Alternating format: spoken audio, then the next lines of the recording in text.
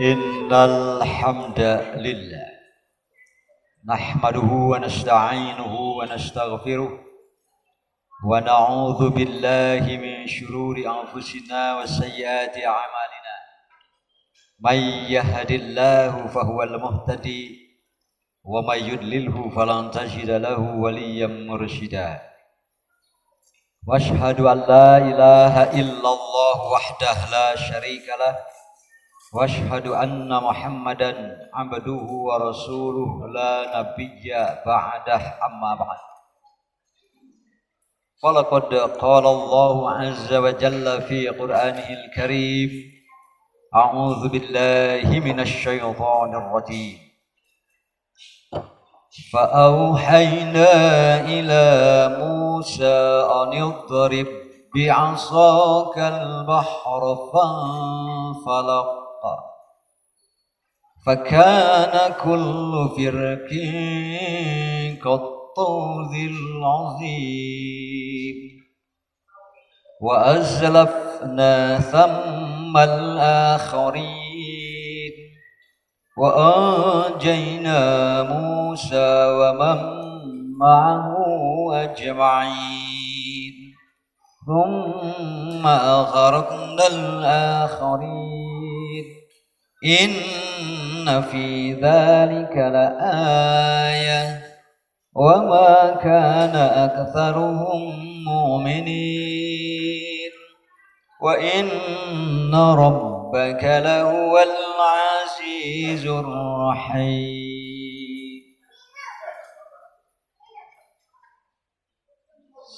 Saum Tasu'a Asyura. Fa'auhayna ila Musa, maka kami wahyukan kepada Musa, anidrib, pukullah, bi'asakal bahra, laut itu dengan tongkatmu. Fanfalaqa, maka terbelahlah, kullu firkin kattaudil azim, setiap belahan lautan itu seperti gunung yang besar, kiri dan kanan. Wa azlafna thammal akhirin, dan di sanalah kami dekatkan golongan yang lain. Di sanalah kami dekatkan golongan yang lain. Wa anjayna Musa, lalu kami selamatkan Musa. Wa man ma'hu, dan orang-orang yang bersertanya atau para sahabat beliau, ajma'in, seluruhnya.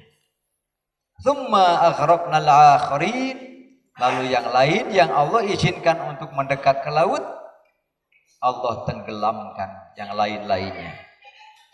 Inna fi dzalika laayah, sesungguhnya dalam hal demikian itu ada tanda-tanda kekuasaan Allah Subhanahu wa taala. Wa ma kana aktsaruhum mu'minin, tetapi kebanyakan orang tidak beriman. Wa inna rabbaka lahuwal azizur rahim, dan sesungguhnya Tuhanmu dialah yang benar-benar maha perkasa lagi maha penyayang. Hadirin akhwat iman, ini tentang peristiwa yang dialami oleh Musa dan para sahabat beliau. Kalau di dalam beberapa catatan tarikh, waktu itu sahabat-sahabat beliau yang ikut menyeberang, yang di sini dikatakan wa anjayna Musa wa man ma'hu, dan kami selamatkan Musa dan orang-orang yang berserta beliau ini 60.000 orang. Sedikit atau banyak? Yang selamat 60.000 sedikit banyak, Pak? Aduh, 60.000 mah tuh, Pak. Kalau dibandingkan dengan umat Islam sekarang, umat Musa ini termasuk lebih banyak yang selamatnya daripada umat Nabi Isa. Lebih sedikit lagi umat Nabi Isa. Apalagi nabi-nabi sebelumnya, makin sedikit. Makanya ini saja umat Nabi Musa yang selamat hari itu, dan ditambah dengan yang baru masuk Islam, Ditambah lagi kalau dalam bahasa kita baranahan, apa baranahan? Beranak pinak dari yang 60.000 itu sampai sudah disebut as-sawadul a'zam. Nanti ketika Nabi Musa berdiri dan menunggu umatnya, sudah terlihat rombongan yang panjang lebar sampai disebut as-sawadul a'zam. Nabi Muhammad bertanya nanti itu, ya Jibril, aha ulai ummati, Jibril itukah umatku? Kenapa? Karena Nabi Muhammad pernah memohon, wa arju an akuna aktaruhum tabi'an yaumal qiyamah. Ya Allah, ijabah doa dan harapan saya ingin menjadi nabi yang paling banyak umat yang selamat pada hari kiamat. Ketika datang rombongan yang panjang lebar, Nabi Muhammad sudah menyangka bahwa mereka itu adalah umat beliau. Ya Jibril, aha ulai ummati, atau ahum ummati, mereka kah umatku? La hum Musa wa ummatuhu, itu rombongan Musa dan umatnya. Sudah lumayan, apalagi nanti ya Muhammad undur ilal ufuk, Muhammad coba lihat sejauh mata memandang, haulai ummatuka, itulah umatmu. Dari yang berbondong-bondong begitu sejauh mata memandang ke belakang, lebar luar biasa, masa kita tidak ada di situ? Bisa dipahami ya, ibu-ibunya? Nah sakumaha gorengna urang teh atuh. Kalau sudah begitu panjang dan lebar, berarti mungkin apa ratusan juta atau miliaran, saya tidak tahu. Masa kita tidak ada dalam rombongan itu? Nabi Musa dikejar oleh Fir'aun, mentok di Laut Merah. Ya kan? Al-Bahrul Ahmar, Laut Merah. Perbatasan antara Saudia dan Saudia dan Afrika. Makanya kalau Mesir kan agak lebar, ujungnya yang sebelah kiri nyambung daratannya dengan Saudi Arabia kan? Tapi kalau mau agak tengah harus melalui dermaga. Berarti melintasi Laut Merah. Cuma berapa jam, sebentar lah. Ya, tidak sampai 24 jam. Nyeberang saja. Kalau dulu masih sangat laku. Kalau sekarang orang lebih cenderung naik bis atau naik pesawat terbang saja. Hadirin akhwatul iman, begitu sampai di tepian laut, wa anjayna Musa wa mammahu, kami selamatkan, izinkan Musa untuk menyeberang. Di antara dua raksasa gunung di sebelah kiri dan kanan berupa air laut yang dalam bahasa Sunda ngalelet ngagulung, Pak. Bahasa Indonesia apa ngalelet? Mana ahli bahasa Indonesia teh atuh? Ngalelet gitu kan? Wah, bisa ibu bapak bayangkan Nabi Musa dan para sahabat, kalau bukan karena firman Allah dan iman yang 100% kepada firman Allah, mana mau dan berani menginjak dasar laut, sementara di kanan dan di kiri air yang bergulung-gulung menggunung. Kataudil azim, seperti dua buah gunung raksasa. Hanya tinggal begitu saja, Pak. Ketika membelah sampai menjadi dua belah gunung kiri dan kanan, lalu Allah melepasnya kembali sehingga menyatu menjadi lautan biasa, sama mudahnya. Fa innama yaqulu kun fayakun. Allah maha mudah untuk melakukan demikian. Makanya optimis boleh. Tapi optimis itu harus atas dasar husnuzon, bukan salah perhitungan. Kalau Nabi Musa kan husnuzon, karena dasarnya akidah, meyakini 100% terhadap seluruh firman Allah. Sementara Fir'aun kan sombong, congkak, egonya luar biasa. Apa? Ini yang di belakang para pembisik yang membahayakan, Bapak. Atos lah. Sahadeui lawanna lamun sanes Bapak, tah jika kitulah. Sok ti abdi sakieu, sok ti abdi sakieu, akhirnya kan maju. Firaun maksakeun tah. Setelah di tengah-tengah, ya gitu kan. Ternyata Allah Maha Mudah, disatukan lagi sampai ia tenggelam ke bawah lalu naik ke atas dengan setinggi-tingginya dan jatuh lagi. Dalam keadaan demikian, amantu birrabbi Musa wa Harun.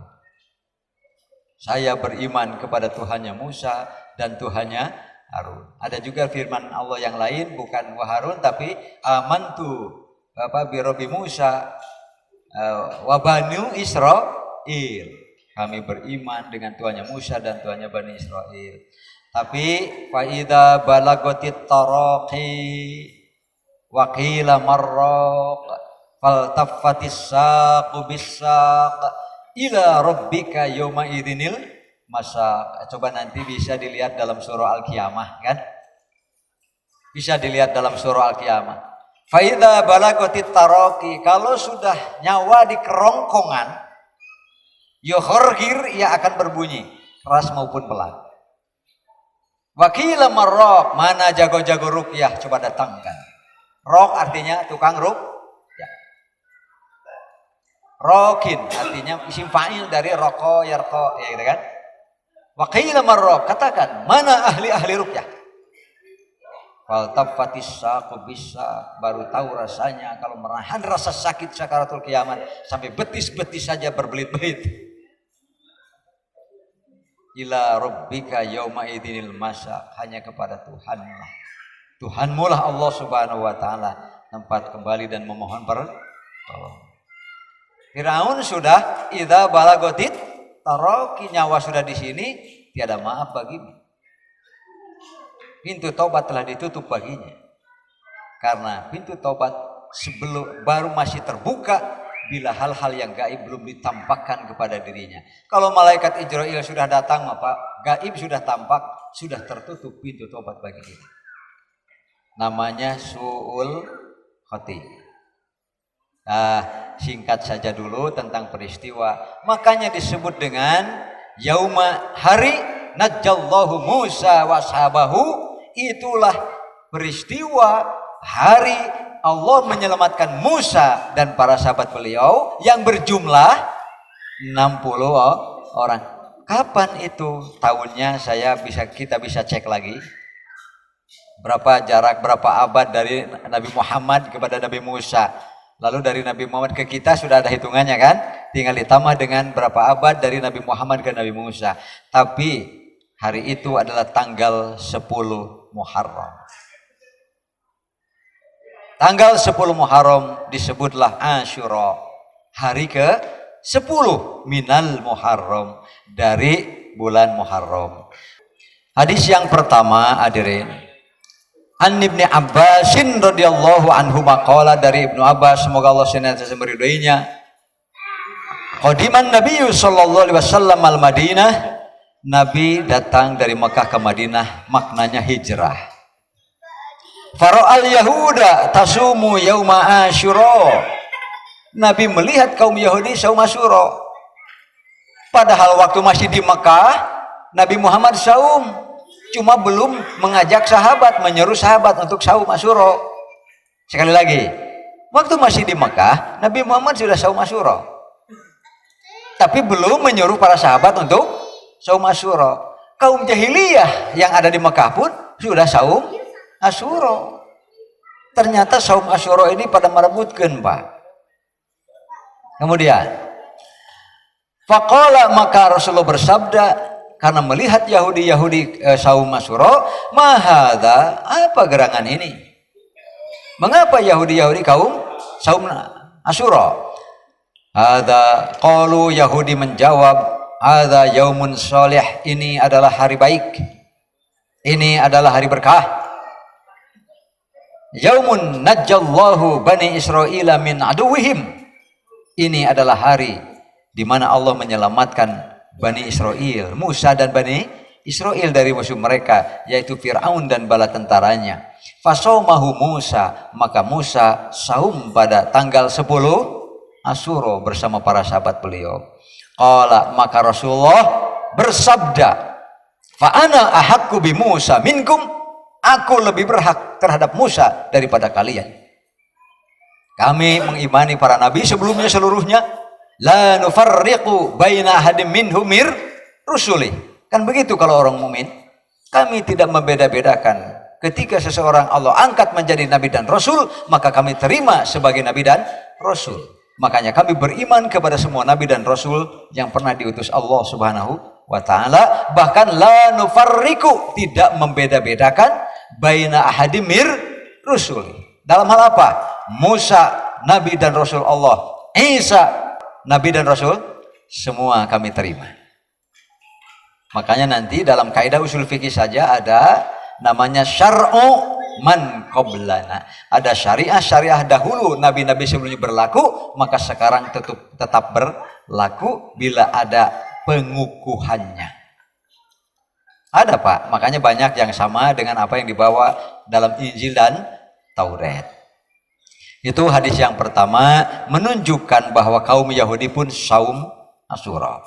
Selanjutnya, an Aisyah radhiyallahu anha, dari Aisyah semoga Allah meridhoinya, qalat, ia berkata, kana yaumu Asyura, saum Asyura itu tasumuhu Quraisy fil jahiliyah. Ini dalilnya. Dilakukan saum Asyura tanggal 10 pun kaum Quraisy pada masa jahiliyah. Wa kana Rasulullah SAW yasumuhu, Rasul pun sama saum Asyura sebelum hijrah dari Mekah ke, berarti bersama-sama dengan kaum jahiliyah saum Asyura. Datang ke Madinah, Yahudi yang saum Asyura, geningan jadi Nasrani jahiliyah saum, Yahudi pun saum. Kemudian falamma qadimal Madinah, ketika beliau datang ke Madinah, somahu, beliau saum, wa amaro, ada kata-kata menggunakan wa amaro. Kalau wa amaro, kembali ke kaidah pokok yang paling dasar, al aslu fil amri lil wujub, bahwa ketika awal datang ke Madinah saum Asyura hijrah, tahun hijrah pertama, itu wajib hukumnya. Jadi saum Asyura lebih dahulu wajibnya daripada saum Ramadan. Ini dalilnya Pak, ya kan?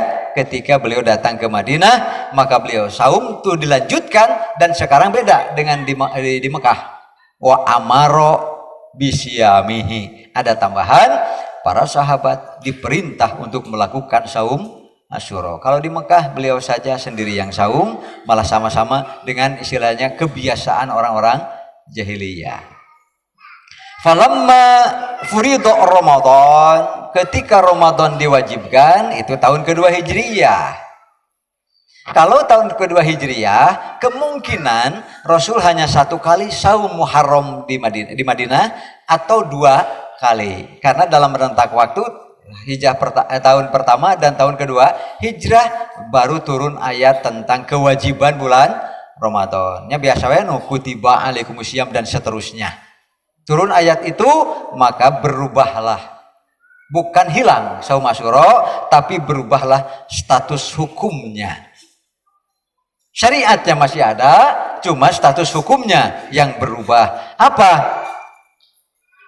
Taroka yauma Asyura, beliau meninggalkan Asyura dengan status faman syaa saumahu waman syaa tarokahu. Siapa yang masih mau saum silahkan, kalau tidak pun tidak apa. Itu kalau dalam kaidah kita sering membacakan ma yuthabu ala fi'lihi wa la yu'aqabu ala tarkihi. Diberi pahala yang mengerjakannya, tidak akan diazab dan disiksa yang meninggalkannya. Bapak Ibu mau pilih yang mana? Mau diberi pahala atau bahagia kalau tidak disiksa? Kan begitu kan levelnya kan? Kita mau pilih yang mana? Bahagia karena mendapat pahala atau bahagia karena tidak disiksa? Mau pilih yang mana? Rata-rata kan baik dah sunat iya. Oh, nu penting mah asal tong disiksa, berarti eta mah asal teh. Tapi ada 2 kebahagiaan, ada 1 kebahagiaan. Silakan Bapak Ibu pilih mana. Yang 2 kebahagiaan adalah bahagia karena mendapat pahala. Kebahagiaan kedua adalah bahagia karena pasti tidak disiksa.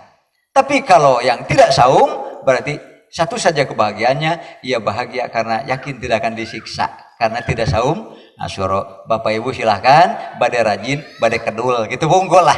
Mau rajin atau mau malas, ya orang yang rajin. Kan Pak, rajin pangkal pandai, gitu. Sugane Bapak Ibu pandai ya. Itu. Kemudian selanjutnya, Anir Rubayya binti Muawidh, dari Rubayyi binti Muawidh. Berarti Rubayyi seorang perempuan makanya binti, gitu kan?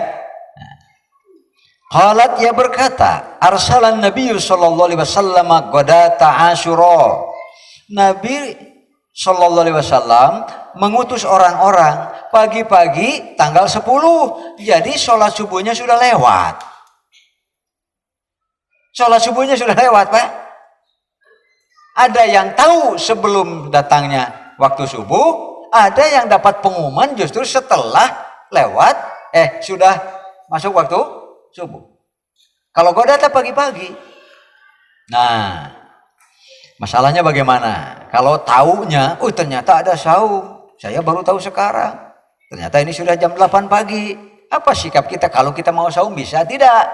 Karena baru tahu sekarang. Nanti ada yang takhirul bayan. Kaidahnya kan begitu. An waqtil hajah la yajuz. Kalau dia mulai saum dari jam 8 tidak bisa disalahkan. Karena tahunya baru dari jam 8, sah bagi dia. Bisa dipaham? Sama dengan orang yang lupa, sama dengan orang yang ketiduran. Sholat duhur batasnya sudah jelas, baru dia bangun saatnya masuk waktu isya. Saya belum duhur dan asar, bahkan maghrib. Kapan dia sholat? Ketika dia ingat, ya kan ya. Nah, ini hadisnya nih. Qalat arsalan Nabi sallallahu alaihi wasallam ghadata Asyura ila Qurul Ansor, ke kampung-kampung kaum Ansor. Man asbaha muftiron falyutimma. Siapa yang pagi-pagi muftir, makanya berbuka tidak saum. Pagi ini belum mulai saum, falyutimma, udah kerjakan, sempurnakan. Wa man asbaha shaiman, siapa yang memang sebelum waktu subuh sudah sahur, datang subuh sudah mulai saum. Jadi waktu itu orang-orang Madinah terbagi kepada dua kelompok. Ada yang memang sahur, saumlah sejak waktu subuh, yaitu hatta yatabayyana lakumul khaitul abyad minal khaitil aswad minal fajri, dari awal. Tapi ada yang baru tahu setelah pengumuman pagi-pagi. Apa sikap kaum mukminin dan titah Rasulullah kepada mereka? Maka Rasul mengatakan, man asbaha muftiran falyutimma. Siapa yang belum saum pagi-pagi ini, silahkan sempurnakan saja sejak dia tahu. Ya kan? Kalau pagi-pagi jam 6, jam 7, mulai dari situ saumnya. Berhenti makan, minum, dan jima. Kemudian, waman asbaha shaiman, tetapi memang sejak waktu subuh sudah saum, falyasum, lanjutkan. Jadi saumlah berjamaah, cuma waktu memulainya yang berbeda. Ada yang sejak subuh, ada yang sejak pagi.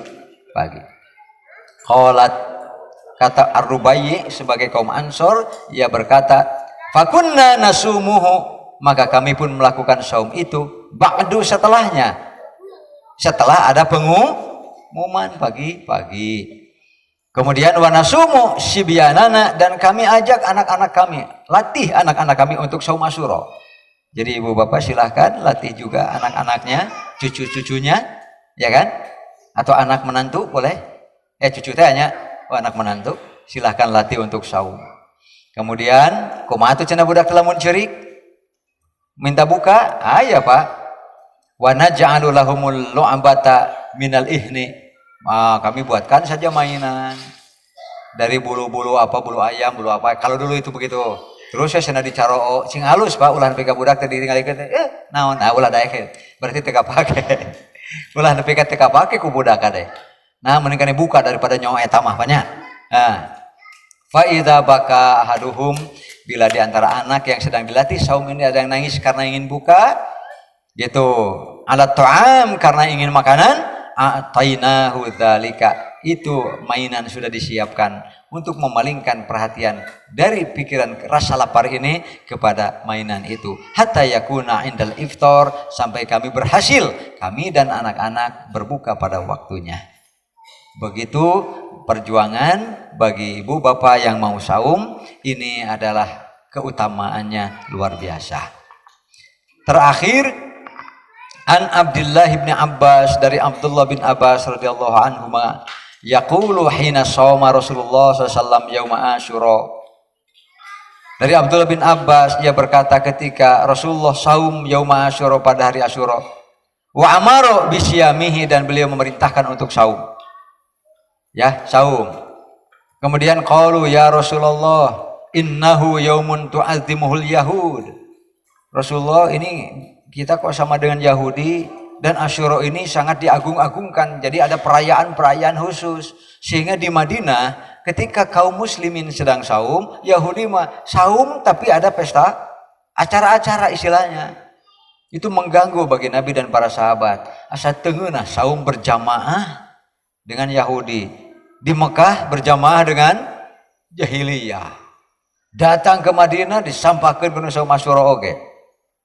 Faqala Rasulullah SAW, maka Rasulullah bersabda, fa idza kana al-amul muqbil, nanti kalau tahun depan aku masih hidup, kan tanggal 10 Asyura unggul ya, nanti kalau tahun depan aku masih hidup, insya Allah sumnal yaumat tasyi'a, akan kita saum dengan tanggal 9-nya, sehingga dikenalah dengan tasu'a Asyura. Pernahkah Rasulullah saum tanggal 9-nya? Tidak. Kenapa?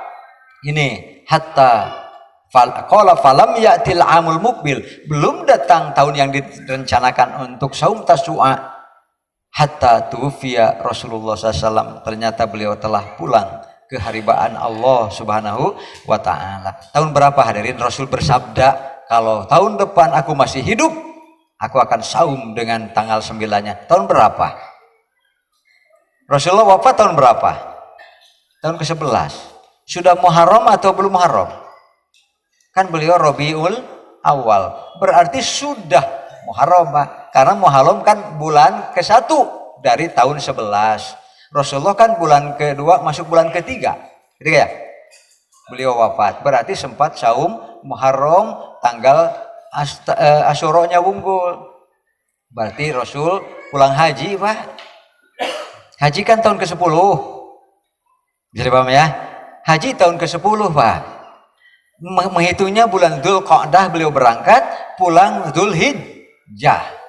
Selesai karena beliau nafar akhir, berarti beliau tanggal 13 bulan Dzulhijjah tahun 10 Hijriyah. Pulanglah ke Madinah, rata-rata perjalanan 8 hari. Kan sudah masuk tanggal 14, karena Aisyah kan umroh lagi tanggal 14, bukan umroh lagi. Ya, menghilangkan kebimbangannya kan.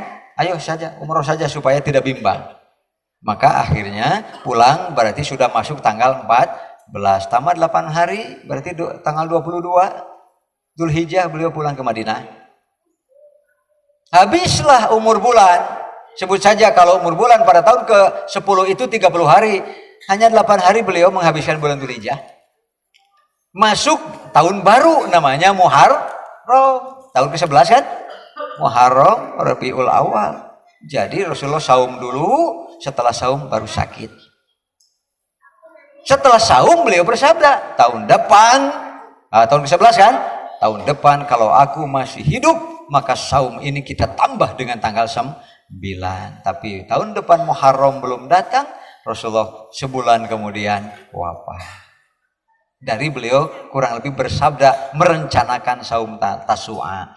Nah, makanya para ulama sepakat yang ini disebutnya sunnah hammiyah, rencana dan cita-cita, maka kitalah yang harus melanjutkannya. Demikian Ibu Bapak, mudah-mudahan kita diberi umur dan kesehatan serta rezeki yang barokah untuk bisa nanti saum pada Tasu'a dan Asyura. Sekarang tanggal berapa? Tanggal 21. Umur bulan Dzulhijjah kan 29. Jadi merenang kurang lebih 8 hari tambah 10 ya 18 hari lagi kan. Demikian Ibu Bapak, aku qouli hadza wa sallallahu alaihi wa lakum wal afu minkum. Wassalamualaikum warahmatullahi wabarakatuh.